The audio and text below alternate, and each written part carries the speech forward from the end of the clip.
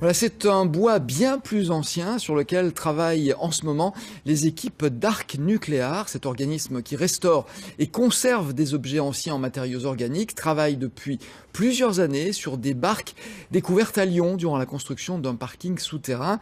Des barques dont certaines datent de l'époque gallo-romaine. Nous allons voir où en est cette restauration avec Valérie Chastelan. Bonjour Valérie.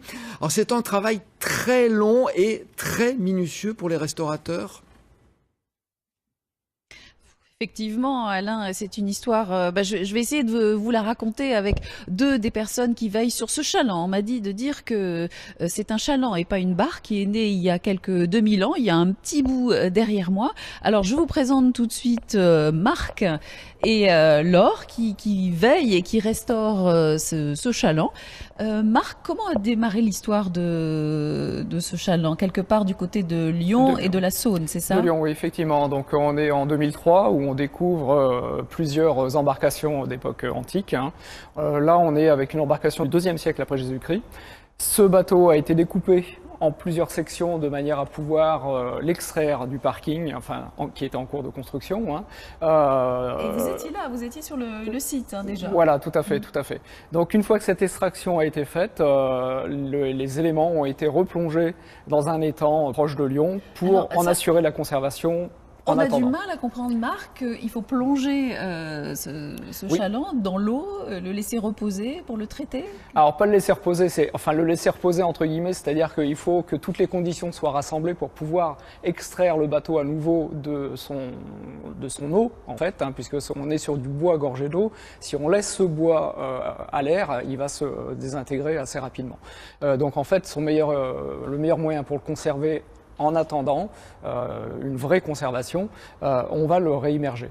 Et là, les conditions ont été réunies donc en 2013 et en 2014, ce bateau est ressorti de l'eau à nouveau pour être conduit à Grenoble, ici, à Arc Nucléaire. Alors, il faut vous expliquer qu'on est sur le site du CEA, puisque Arc Nucléaire est une structure basée et partenaire du CEA. C'est bien ça. Alors, qu'est-ce qui s'est passé après, quand il est arrivé à Grenoble? Qu'est-ce que vous avez fait? Alors, il y a eu un démantèlement complet qui a été fait du bateau. Et puis, moi, j'ai fait mon travail d'archéologue, c'est-à-dire que j'ai essayé d'identifier tout ce qui a trait à l'architecture du bateau. Savoir comment les charpentiers à l'époque ont procédé pour construire ce bateau. Oui. En étudiant. Hein. Oui, puisqu'on est sur un élément qui fait 15 mètres de long sur 5 mètres de large. Oui. En restitution, on a une embarcation navigante qui faisait 28 mètres de long et qui pouvait transporter 55 tonnes. Donc, vous avez l'œil qui brille quand vous la parlez péniche de l'époque. Ce bateau. Vous l'imaginez? Enfin, vous le voyez? Ah oui, tout à fait, parce Saône? que j'ai beaucoup travaillé sur la restitution aussi. Donc oui, je l'ai bien dans l'œil et effectivement, elle nous renseigne sur un tas de choses et c'est vraiment unique actuellement de pouvoir. C'est vraiment la première fois qu'on démonte complètement un bateau. Et très très riche en enseignements archéologiques. Toutes les données à travers tous les métiers qui ont contribué à la fabrication de ce bateau il y a quasiment 2000 ans. Ok, alors derrière vous, il y a Laure qui piaffe un petit peu. Alors Laure, c'est la restauratrice de ce pan de patrimoine. Alors Laure, expliquez-moi, derrière nous, qu'est-ce qu'on voit? C'est une partie de ce chaland. Oui, bien sûr, c'est un bordé, ce qu'on appelle. Donc les bordés sont les deux côtés du chaland. C'est un demi-tronc de sapin coupé en deux, donc qui faisait 28 mètres de long à l'origine et qui permettait d'apporter de la souplesse au bateau. Tout le fond était en chêne pour pouvoir supporter le poids. Et donc là, sur ce bordé, vous voyez ici, on a des traces de haches qui ont été faites lorsque le bois a été débité et que le bateau a été construit.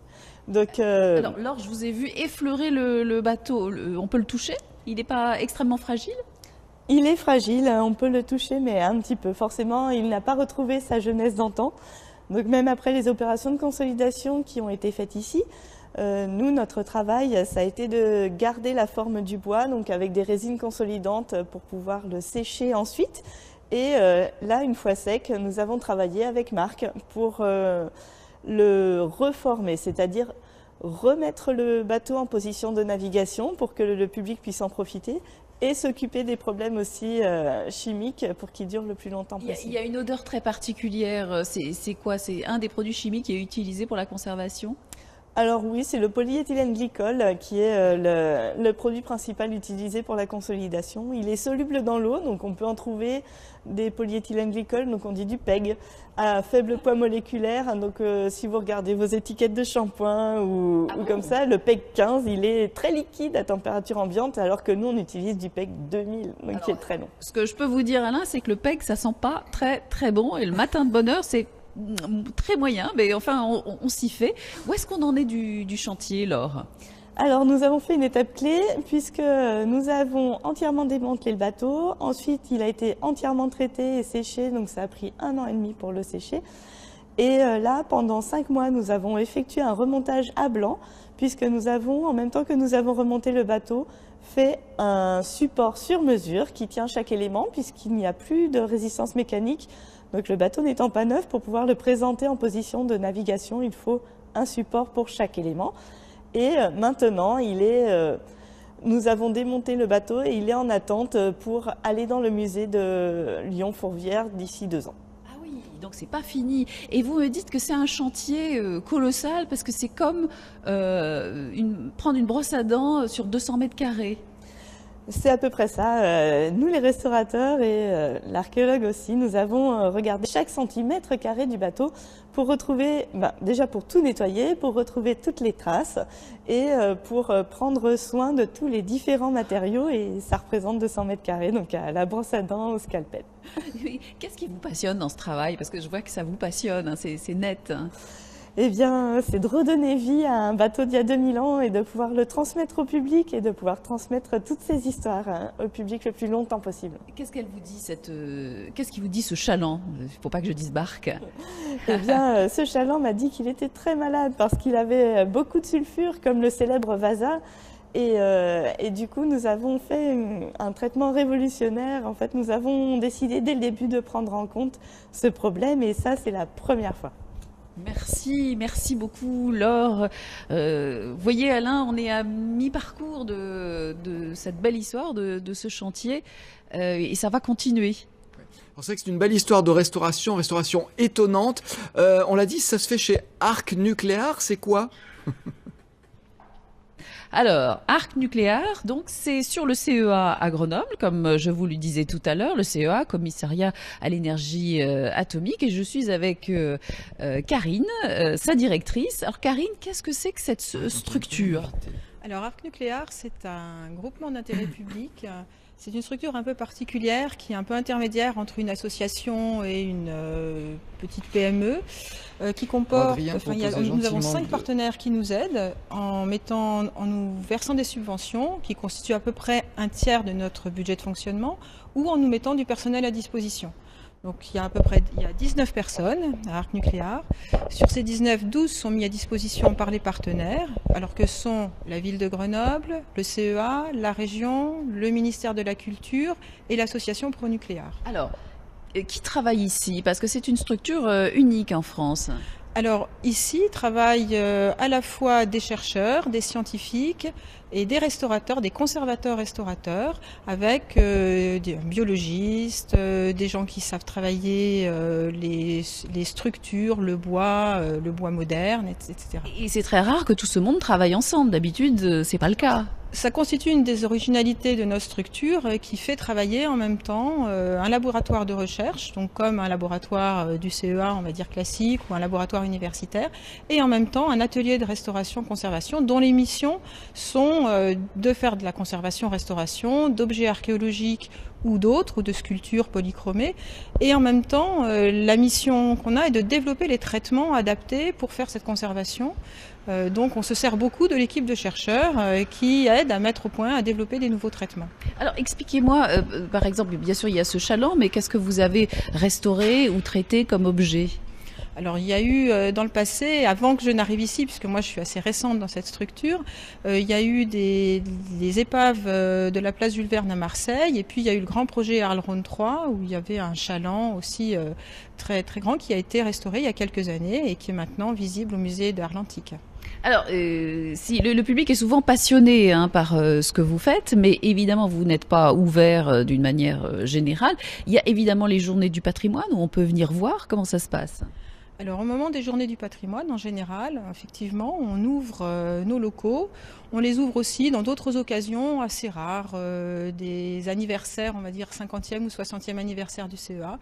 Bon, cette année, il y a eu des problématiques un peu particulières à cause des événements et du plan Vigipirate qui nous a contraints à ne pas ouvrir. Mais en général, on ouvre et le public peut s'inscrire. Donc il s'inscrit par l'intermédiaire de notre site internet ou bien par téléphone en nous appelant. Donc les informations se trouvent très facilement. Il y a aussi énormément d'informations déjà sur le site visible. Oui, effectivement, il y a un site qui est très bien fait, qui raconte l'histoire de, non pas la barque, mais du chaland et de toutes les autres missions avec des images, des photos. J'ai vu aussi que jeudi, vous accueillez une formation d'archéologue.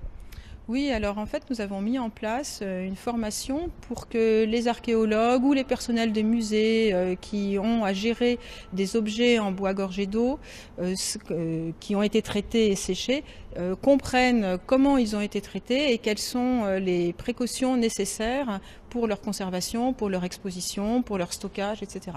Donc en fait, on reçoit une quinzaine de personnels qui sont soit archéologues, soit personnels de musée, soit personnels des services de restauration des régions, etc. Voilà. Alors, pour les formes. Arc Nucléaire à 40 ans, c'est ça ? Nucléaire est né dans les années 70. Ah, oui. Donc, il s'appelait pas Arc Nucléaire à ce moment-là. La structure GIP est un peu plus récente, mais Arc Nucléaire est né en fait au moment des fouilles du lac de Paladru, des fouilles subaquatiques, où la ville de Grenoble s'est retrouvée avec un certain nombre d'objets qu'il ne savait pas traiter.